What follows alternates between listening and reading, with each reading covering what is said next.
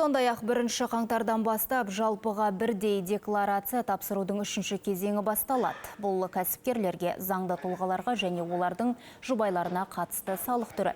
Оны төлеудің жолы мен түрлі жеңілдіктер санаты Алматыдағы семинар барысында түсіндірілді. Кездесуге қаладағы әр бағытта жұмыс істейтін кәсіпкерлер, заңгерлер мен есепші мамандар қатысты. Ал іс-шараны Алматы қалалық мемлекеттік кірістер департаменті ұйымдастырып отыр. Айта кетейік, азаматтар декларацияның 3-ші кезеңін 2024 жылдың 15 қыркүйегіне дейін тапсырып үлгеруі тиіс. Жеке кәсіпкермін. ИП Аюман деген спорт клубым бар. Менде шығармашылық үйірмеміз, спортпен шұғылданамыз біз. 17 миллион НДС төлеп тастадық үкіметке. Бірақ енді біз балалармен шұғылданғаннан кейін ол дұрыс емес деп санаймын. Қандай плюс-минустары бар, оны білейін деп, осы семинарға қатысайын деп келдім.